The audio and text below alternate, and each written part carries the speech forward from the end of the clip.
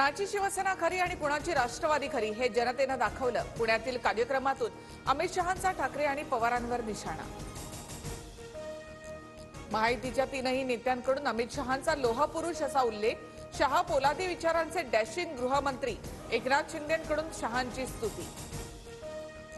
नाशिकच्या पालकमंत्री पदावर लवकरच तोडगा निघेल। महायुतीच्या नेत्यांची अमित शहांशी चर्चा झाली असू शकते। गिरीश महाजनांचं वक्तव्य।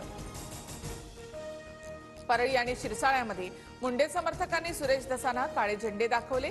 शिरसाळ्यामध्ये धसांची गाडी अडवण्याचा प्रयत्न। धस परळीची बदनामी करत असल्याचा मुंडे समर्थकांचा आरोप। परळीच्या शिरसाळ्यामध्ये मुंडे समर्थक आणि पोलिसांमध्ये झटापट।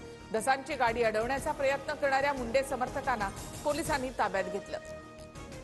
धनंजय मुंडेंची गुंडगिरी अजून संपलेली नाही। काळे झेंडे दाखवणाऱ्यांचे नेते आष्टी मतदारसंघात आल्यानंतर आम्ही सुद्धा लोकशाही मार्गाने काळे झेंडे दाखवणार। सुरेश धसांचा धनंजय मुंडेंना इशारा।